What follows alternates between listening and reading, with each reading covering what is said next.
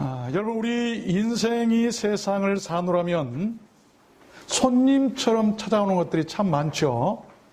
때가 되면 변함없이 계절이 찾아옵니다. 혹독한 추운 겨울인가 했더니 따스한 봄이 찾아오고, 또 봄인가 하면 곧 무더위가 찾아오게 될 것입니다. 여름인가 하면 서늘한 가을이 곧 찾아올 것이고, 가을인가 하면 혹독한 추위가 또한 우리에게 찾아올 것입니다.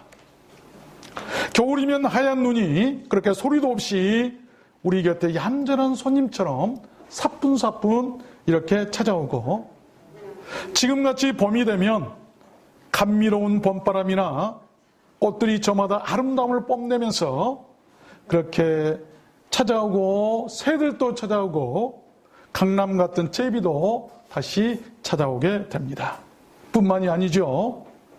잊을라 싶으면 잊지 않고 찾아오는 것들도 참 많습니다. 그래서 우리 옛 조상들 애안 속에 보면 각설이 타령이라는 것이 있죠. 작년에 왔던 각설이 죽지도 않고 또 왔네. 한번 다 같이 해볼까요? 시작. 그러면 각설이가 좋아하겠습니까? 더 크게 한번 해봅시다. 시작. 작년에 왔던 각설이가 죽지도 않고 또 왔네. 어떻게 그렇게 잘하세요? 여러분, 우리들 인생은 그렇게 원하든 원치 않든 그와 같이 찾아오는 많은 것들을 피하지 못하고 대면하며 살아가야 합니다. 운명적이죠. 그런 것들 중에 여러분, 청하지도 않았는데 단골 손님처럼, 그것도 무료로 우리들 삶의 입장에서 얄밉게도 빨리 가지도 않고 내 삶의 자리를 차지하고 들어앉아서 힘들게 하는 손님이 있는데, 그 손님이 바로 페인, 고통이라고 하는 손님입니다. 그런 고통이 자신에게 찾아오는 것을 반긴다든지 원하는 사람은 한 사람도 없을 것입니다.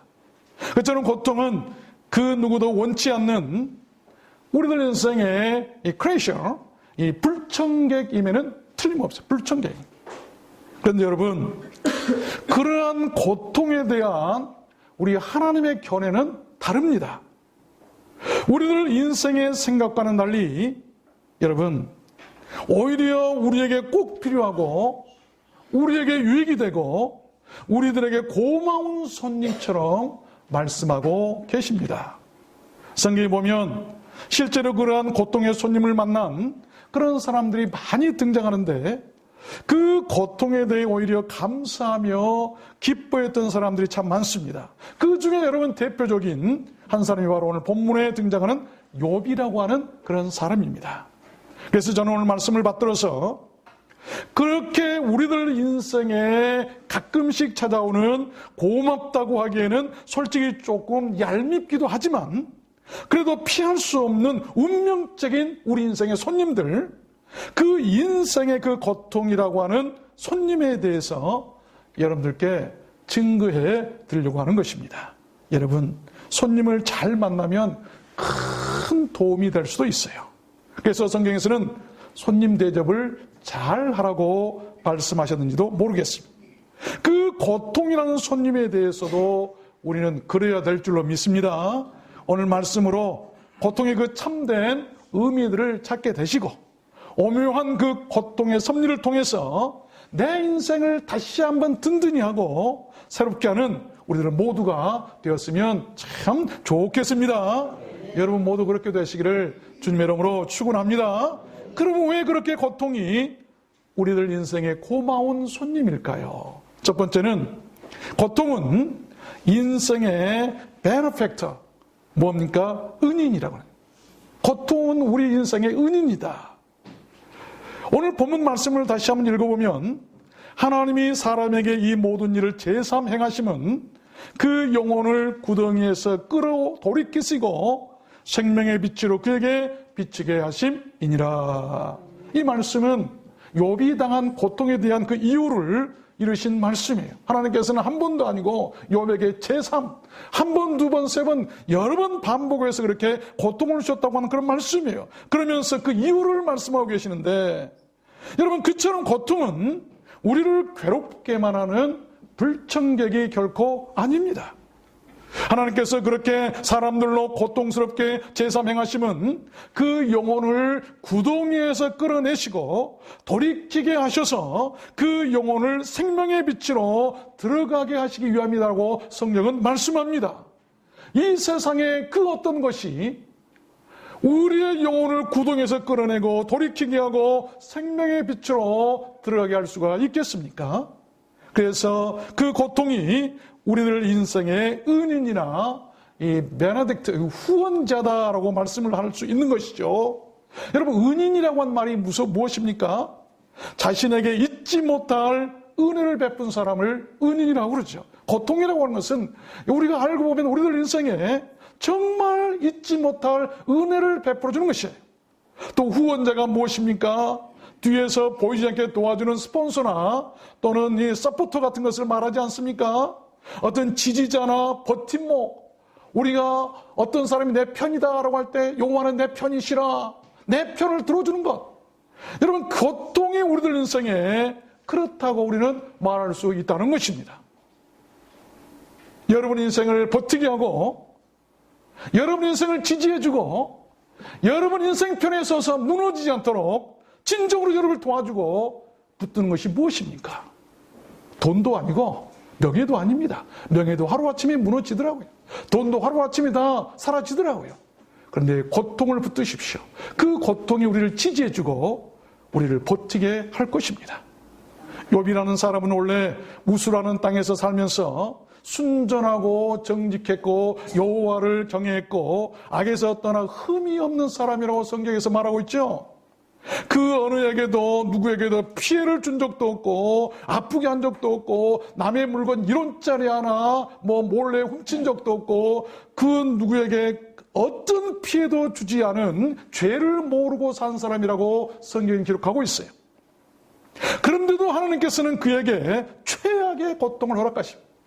우리 인생들이 많은 고통이 있다고 하지만 성경에서 많은 사람이 고통을 당하는 것이 나오지만 그 가운데 욥처럼 혹독한 고통을 당한 사람은 없을 것입니다. 그렇게 의롭고 죄 안 짓고 하나님 보시기에 의인처럼 살아갔던 욥에게 하나님께서 왜 그렇게 큰 고통을 허용하셨을까요? 왜 그러셨을까요? 그에게도 고통이 필요했기 때문이죠. 모든 인생에게는 고통이 필요하다는 것이죠. 어쩌면 의인들에게는 더 큰 고통이 필요했는지도 모르겠습니다. 의롭게 살도록 하기 위해서 의인들에게는 더 큰 고통이 있다는 거예요. 만약 여러분들께 그런 일이 있다고 한다면 운명으로 받아들이십시오. 내가 피할 수 없는 하나님이 나를 사랑하셔서 그렇게 주신 고마운 손님으로 맞이하십시오. 구약 이스라엘 사람들은 하나님의 계시를 전달하는 그런 수단, 하나님의 계시를 하나님께로부터 받는 그 어떤 수단을 세 가지로 알고 있었죠. 처음에는 꿈이고, 두 번째는 천사고, 세 번째는 질병이다. 여러분, 하나님께서 우리에게 계시할 때 꿈으로서 계시할 수 있어요. 또 천사들 보내서, 주의 사자들 보내서 이렇게 계시할 수 있어요. 그 중에 하나가 질병, 병을 통해서, 고통을 통해서 하나님을 계시한다고 하는 것이죠. 그렇게 질병의 고통은 하나님을 알게 하는 계시의 역할까지 했던 우리 인생에 꼭 필요한 것이라고 하는 그런 의미 아니겠습니까? 그래서 고통이 때로는 유익하고 우리들 인간에게 없어서는 안 될 은인이고 후원자라고 할 수 있는 것이죠. 아마 가장 소중하고 가장 우리에게 필요한 이 스페셜 게스트, 특별한 손님이 아닐 수가 없습니다. 하나님은 어떤 사람들에게 계시를 베푸시죠? 가장 사랑하는 사람이나 자기가 가장 신뢰하고 믿는 사람을 통해서 계시를 베푸세요. 그렇다면 내게 고통이라는 것을 통해서 하나님을 알게 하고 하나님의 뜻을 계시하려고 했을 때 얼마나 하나님이 나를 사랑하시는가? 하나님, 나를 얼마나 사랑하셔서 내게 질병이라고 하는 이 고통을 통해 하나님을 알게 하시고 하나님의 뜻을 계시하려고 하십니까? 하나님, 나를 사랑하셔서 고통을 주셨으니 하나님 감사합니다. 그렇게 고백했던 사람이 오늘 우리가 읽었던 본문에 등장하는 욥이라고 하는 사람이었어요. 출애굽기 3장 말씀에도 보면 여호와께서 가라사대 내가 애굽에 있는 내 백성의 고통을 정령히 보고 그들이 그 간역자로 인하여 부르짖음을 듣고 그 우고를 알고 그 육체적이나 신체적 고통을 알고 내가 내려와서 그들을 애굽인의 손에서 건져내고 그들을 그 땅에서 인도하여 아름답고 광대한 땅 젖과 꿀이 흐르는 땅에 이르게 하려 하노라. 얼마나 복된 말씀. 내 백성의 고통을 내가 볼 수 없다. 이 고통을 보고 하나님께서 친히 그 이 땅에 내려오셔서 고통받는 이스라엘 백성들을 인도해가지고 젖과 꿀이 흐르는 가나안 땅으로 인도하시겠다고 약속하신 말씀이에요. 사무엘상 1장 말씀에도 보면 한나가 마음이 괴로워서 여호와께 기도하고 통곡하며 소원하여 가로되 만군의 여호와여 만일 주의 여종의 고통을 돌아보시고 나를 생각하시고 주의 여종을 잊지 아니하사 아들을 주시면 내가 그의 평생에 그를 여호와께 드리겠나이다 라고 하는 기도를 하게 되죠. 여러분, 한나는 고통스러웠어요. 아들이 없어서 조롱당하고 여종들에게까지 조롱당하고 주변의 사람들께까지 조롱당하고 많은 사람들을 조롱당했을 것입니다. 아이고, 여자가 태어나서 저렇게 아이도 없이 어떻게 할까? 그 고통을 통해서 기도하게 됐어요. 그런데 그 고통을 하나님께서 돌아보시고 아들을 주셨는데 그가 말은 한마디도 땅에 떨어지지 않고 다 하나님께서 들어오셨다고 하는 바로 누구였죠? 사무엘이라고 하는 아들을 그 품에 안겨주셨던 것입니다. 여러분, 힘드시겠지만 그래도 하나님께서 보내신 내 인생의 그 고통이라는 고마운 손님을 운명의 손님으로 여러분 생각하시고 잘 대접하시기를 바랍니다. 운명이라고 하는 것은 피할 수 없다고 말 아니겠어요? 잘 대접한다는 것이 무엇일까요? 여러분, 그 고통에 감사하는 거예요. 내게 주신 고통에 대해서 감사하십시오. 잘 대접하는 거예요. 그 고통의 손님이 복을 몰고 올게 될 줄로 믿습니다. 그 고통의 손님께 감사했더니 하나님 내게 고통 주심을 감사합니다. 내 인생에 고통의 손님을 보내주시면 감사합니다라고 했더니 그 고통이 오히려 복을 몰고 오더라라고 하는 그런 말씀이에요. 두 번째입니다. 왜 그렇게 고통이 우리들 인생의 고마운 손님일까요? 두 번째는 고통은 내 인생의 father, 아버지가 되기 때문에, 아비가 되기 때문이다. 아비. 우리 인생의 아비가 얼마나 소중합니까? 시편 119편 67절 말씀에 보면 고난당하기 전에는 내가 그릇 행하였더니 이제는 주의 말씀을 지키나이다. 여러분, 사랑하고 소중한 자식이 잘못된 길로 가고 있을 때 그 자식을 바른 길로 잡아주고 이끌어주는 사람이 있다면 그가 누구일까요? 그가 바로 아비입니다.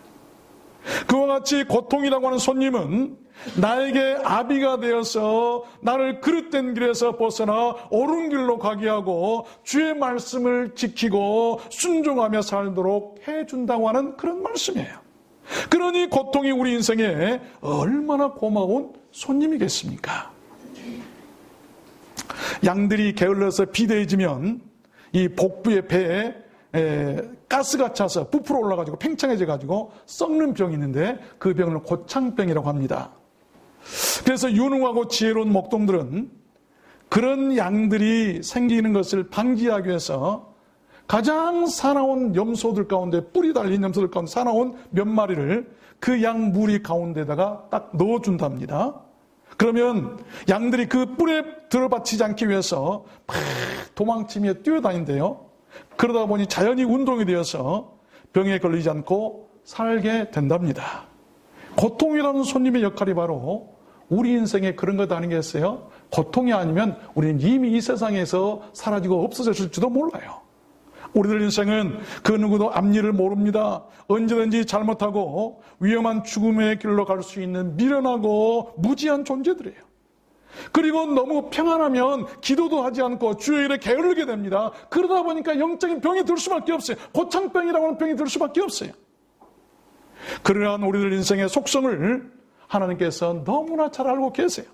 그래서 하나님께서는 가끔 고통이라는 손님을 우리들에게 보내시는 것이죠. 우리 가정에도 교회에도 보내고 나라에도 보내는 것이죠. 고마운 일이에요. 고마운. 우리는 그 사려 깊으신 하나님을 Heavenly Father라고, 하늘에 계신 우리 아버지, 이 땅에도 아버지가 있지만 하늘에도 아버지가 계시는데 그 아버지의 은혜로 말미암아 우리가 살게 된다는 것 아니겠습니까? 하늘에 계신 우리들 그 아버지로 인해서 우리를 영원히 죽지 않고 살게 된다는 것을 여러분 감사하시길 바랍니다. 그러니 어찌 고통이 우리들 인생의 고마운 손님이 아닐 수가 있겠습니까? 세 번째입니다. 왜 그렇게 고통이 우리들 인생의 고마운 손님일까요? 세 번째는 그 고통은 인생의 teacher, 스승이 되기 때문이에요. 우리 인생의 스승이 뭔가? 고통이라고 하는 것이죠. 시편 119편 71절 말씀해 보니까 고난 당하는 것이 내게 유익이라 이로 인하여 내가 주의 율례를 배우게 되었나이다. 배우게 되었다. 배운다는 말은 우리가 살기 위해서, 우리가 죽지 않고 생존하기 위해서 무엇을 아는 것, 그리고 무엇을 익히는 것, 무엇을 터득하고 무엇을 할 수 있도록 한다는 그런 말이에요. 우리 인생을 죽지 않도록 사는 방법을 알려주는 것을 우리는 배운다라고 얘기를 하고 있어요. 그런데 그 역할을 누가 행보했더니 인생의 진정한 배움은 고통으로부터 오더라고 한 말씀이에요. 그렇습니다. 우리로 하나님을 알게 하고 우리로 생존케 하는 주의 율례를 가르치고 배우게 하는 것이 바로 고통이라고 하는 것을 여러분 아시길 바랍니다. 그래서 그 고통이 우리들 인생을 가르치는 스승이 아닐 수가 없는 것이죠. 어쩌면 이번 코로나 바이러스도 그렇지 않나 생각해 봅니다. 우리 인류 모든 사람들을 깨우치고 사는 방법과 그리고 우리 인생들이 멸망치 않도록 하기 위한 그 교훈을 무엇이 가르치고 있는 것 했더니 이 코로나 바이러스라고 하는 이 고통이 지금 우리를 스승이 되어서 가르치고 있는 거예요. 이 배움이 있어서 이것을 깨닫는 사람은 살게 될 것이지만 그래도 깨닫지 못한 사람은 살 수가 없을 것입니다. 욥기서 42장 말씀에도 보니까 내가 주께 대하여 귀로 듣기만 하였사옵더니 이제는 눈으로 주를 배웁나이다. 백문이 불여 일견이라고 말했습니다. 내가 그동안은 고난을 당하기 전에는, 고통을 당하기 전에는 하나님에 대해서 귀로만 들었는데 내가 이렇게 큰 고통을 당하고 보니까 내가 이제 친히 눈으로 볼 수 있습니다고 하는 그런 말씀이에요. 그랬습니다. 욥은 귀로 듣기만 했던 하나님을 그 모진 고통을 통해서 하나님을 친히 눈으로 볼 수 있게 되었습니다. 그러니 어찌 고통이 우리를 인생의 고마운 손님이 아닐 수가 있겠습니까? 여러분 가운데 고통이 있습니까? 감사하십시오. 네 번째입니다. 왜 그렇게 또한 고통이 우리들 인생의 고마운 손님이 될 수 있을까요? 네 번째, 고통은 인생의 닥터, 의사이기 때문에 우리 인생의 의사다. 영혼을 치료하는 의사다. 이사야 38장 16절 말씀에 보면 주여 사람이 사는 것이 이에 있고 내 심령의 생명도 온전히 거기 있사오니 원컨대 나를 치료하시며 나를 살려주옵소서 보옵소서. 내게 큰 고통을 더하신 것은 내게 평안을 주려 하심이라. 주께서 나의 영혼을 사랑하사 멸망의 구덩이에서 건지셨고 나의 모든 죄는 주의 등 뒤에 던지셨나이다. 이 말씀은 히스기야 왕이 고통스럽게 병에 들었다가 치료받고 고백한 내용이죠. 그 병의 고통으로 인해서 죄악의 아픔과 고통까지 다 치유받게 됐다고 하는 참 감사한 사람의 고백이 아닐 수가 없어요. 그런 것입니다. 고통은 우리들 인생의 모든 잘못된 것들을 치료하고 낫게 합니다. 여러분, 보이지 않는 것까지라도 다 치료하고 낫게 하는 것이 고통이에요. 그로 인해서 평안을 주는 영혼의 의사와 같은 것이라고 말할 수가 있겠죠. 인생이 참된 평안을 얻기 위해서는 잘못된 것을 고치거나 치료를 위한 아픔이 필요하죠. 그것이 바로 고통의 이유 아니겠습니까? 맞습니다. 그러므로 고통을 너무 두려워하지만은 마십시오. 그 고통으로 인해서 우리는 모든 잘못된 것들을 치료받고 그 고통 뒤에 오는 진정한 평안이 무엇인가를 알게 되는 것입니다. 마치 폭풍이 지난 다음에 오는 바다의 그 평온함 같은 것을 말할 것입니다. 고통을 모르는 사람은 그 후에 오는 진정한 그 평안의 깊이와 맛을 모를 것입니다. 마지막 다섯 번째입니다. 왜 그렇게 고통이 우리들 인생에 고마운 손님일까요? 고통은 우리들 인생의 mother, 이 어미이기 때문에, 어미와 같다, 어머니와 같다. 요한복음 16장 21절 말씀해 보니까 여자가 해산하게 되면 그때가 이르렀으므로 근심하나 아이를 낳으면 세상에 사람 난 기쁨을 인하여 그 고통을 다시 기억지 아니하느니라. 그렇습니다. 어미가 아이를 얻으려면 반드시 산통을 겪어야 합니다. 그 고통이 없이는 귀한 아이를 얻을 수가 없습니다. 어미가 그 고통으로 아이를 얻고 기뻐하듯이 고통이란 그렇게 새 생명을 얻고 기뻐하도록 하는 어미의 그 신비로운 산통과도 같다는 것입니다. 그래서 이런 말이 있죠. No cross, no crown. No pain, no gain. 십자가 없이 왕관 없고 그 다음에 고통 없이 얻어지는 것 없다. 시편 131편에 보면 실로 내가 내 심령으로 고요하고 평온케 하기를 젖된 아이가 그 어미 품에 있음 같게 하였나니 내 중심이 젖된 아이와 같도다. 여러분 무슨 말씀입니까? 고통은 그렇게 어린아이가 젖을 때는 몸부림과 같다는 것이죠. 그렇게 맛있는 젖을 떼기가 얼마나 싫겠어요. 어린아이들 젖댈 때 얼마나 어머니들이 힘듭니까? 그러나 그 어린아이가 더 크고 성장하도록 하기 위해서 더 큰 평안과 맛을 얻도록 하기 위해서 때가 되면 반드시 그 젖을 떼고 밥을 먹도록 해야만 합니다. 고통이라고 하는 것은 마치 젖 먹던 아이를 떼놓은 것 같은 그런 아픔이지만 그렇게 떼어 놓아야 그 고통이 있어야 젖보다도 더 맛있는 고기도 먹을 수 있고 이 세상에 산의 진미를 다 먹을 수 있다는 것 아니겠습니까? 그러므로 고통을 너무 두려워하지만은 않았으면 좋겠습니다. 그 고통과 아픔으로는 여러분 죽지 않습니다. 오히려 고통 없이 무감각한 인생이 더 위험하죠.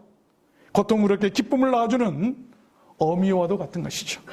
그러니 어찌 고통이 우리들 인생의 고마운 손님이 아니겠습니까? 말씀을 맺겠습니다. 이 고통이라는 말은 원래 잠이 깨도록 찌른다라고 하는 말이에요. 아무리 흔들어도 잠에서 못 일어날 때 뾰족한 송곳 같은 걸로 그냥 쿡 찌르면 아파가지고 팍 깨죠. 그때 쓰는 말을 고통이라고 그래요. 키에르케고르는 내가 고통함으로 나는 존재한다. 인생의 존재를 고통으로 할 수 있다는. 또 유명한 간디는 고통은 내 생명의 원리다. 고통이 없는 생명은 상상할 수 없다. 내 인생에 고통이 없는 내 인생은 상상할 수 없다고 하는 유명한 말을 했어요. 여러분, 죽은 사람은 고통이 없습니다. 아무리 아프게 찔러도 반응이 없죠. 사람이 고통을 느끼는 것은 살아있다고 하는 증거 아니겠습니까? 고통은 나만이 당하는 것이 아닙니다. 말해보면 그 누구나 다 고통이 있어요.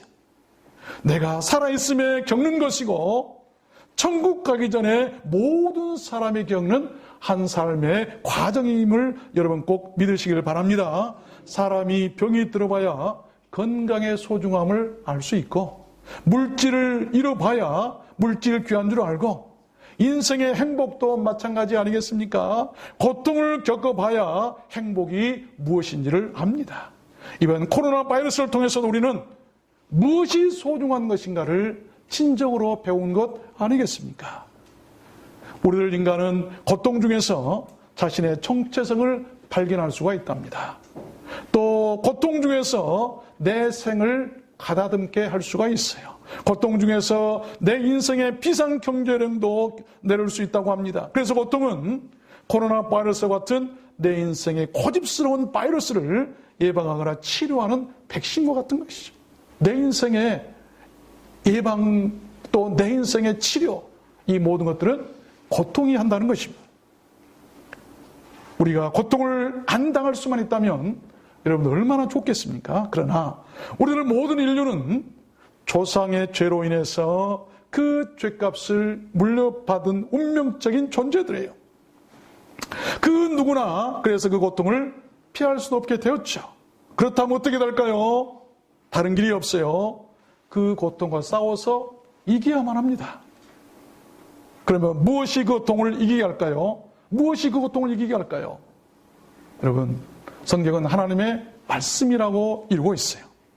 욥은 이렇게 6장 10절에서 말합니다. 그러할지라도 내가 오히려 위로를 받고 무정한 고통 가운데서도 기뻐할 것은 내가 거룩하신 이의 말씀을 거역지 아니하였음이니라. 그 무정한 고통 가운데서, 욥이 당한 그 처참한 고통 가운데서 그가 오히려 기뻐할 수 있었던 것은 하나님의 말씀을 거역하지 않냐고 하나님의 말씀을 지킴으로 그 고통을 이겼다라고 하는 그런 고백입니다. 여러분, 우리들 인생의 그 기쁨이나 즐거움은 아무런 고통이 없는 그런 편안함에서 오는 것만은 결코 아닙니다. 그런 사람에게는 오히려 치매라는 병이 더 빨리 온답니다. 너무 편안하게 산 사람들이 치매가 더 빨리 온대요. 진정한 기쁨이나 진정한 즐거움은 오히려 많은 고통을 지나서 온다는 것을 우리는 배워야 합니다. 마치 쓴 것을 먹은 후에야 꿀이 더 다는 것을 알 수 있는 것처럼 고통이 바로 그렇다는 것 아니겠습니까? 여러분, 고통은 참 냉정하고 무정한 것 같아요. 우리들 인생 문제는 고통이 있느냐 없느냐가 아니라 그 고통의 이유를 아느냐 모르냐가 더 문제일 것입니다. 바울 사도는 자기 인생의 손님이 가시였다라고 고백했죠. 그는 그 고통의 이유를 알았어요. 내게 이렇게 고통을 주신 것은, 내게 이렇게 가시를 주신 것은 바로 하나님의 은혜였다. 그랬더니 그가 그 고통을 이길 수 있었던 것 아니겠습니까? 여러분, 고통은 내게 찾아오는 많은 손님들 중에서 진정으로 고마워해야 할 손님입니다. 그 고통의 손님이 내 인생의 은인이고, 내 인생의 아비고, 내 인생의 스승이고, 내 인생의 의사고, 내 인생의 어미와도 같기 때문 아니겠습니까? 그동안 여러분 인생의 가장 고마운 손님은 무엇이었습니까? 하나님은 이기지 못할 고통을 결코 우리들에게 주시지 않습니다. 고린도전서 10장 말씀에 보면 사람이 감당할 시험밖에는 너에게 당할 것이 없나니 오직 하나님은 미쁘사 너희가 감당치 못할 시험을 당함을 허락지 아니하시고 시험 당할 즈음에 또한 피할 길을 내사 너희로 능히 감당케 하시느니라. 여러분, 오늘은 올 가정의 달입니다. 가정의 달, 특별히 오늘은 어린이 주일이죠. 혹시 여러분 가정에 그런 고통이 있고, 혹시 여러분 자녀들이나 여러분 어린 아이들 가운데 그런 고통이 있으십니까? 흔들리지 않고 피는 꽃은 없다는 말이 있죠. 꽃이 필 때 말이에요. 바람이 불면 바람도 맞아야 되고, 추위가 오면 추위도 견뎌야 되고, 그리고 여러 가지 어려움이 왔을 때 그 어려움을 다 겪어낸 꽃만이 아름다운 향기와 많은 향기와 아름다운 빛깔로 필 수 있다고 그래요. 온실에서 편안하게 자란 꽃은 향기가 덜합니다. 모든 비바람을 맞고 자란 꽃이 아름답고 빛깔이 곱고도 향기롭다는 것 아니겠습니까? 그 고통들로 인해서 더 좋은 꽃들이 우리 자녀들로 거듭 태어나는 오늘이 되었으면 좋겠습니다. 그 고통에 오히려 감사하고 하늘의 상을 바라보기에는 여러분 복된 5월달이 되시기를 주님의 이름으로 축원합니다. 여러분 모두 그렇게 되시기를 주님의 이름으로 축원합니다. 아멘. 우리 찬양하도록 할까요?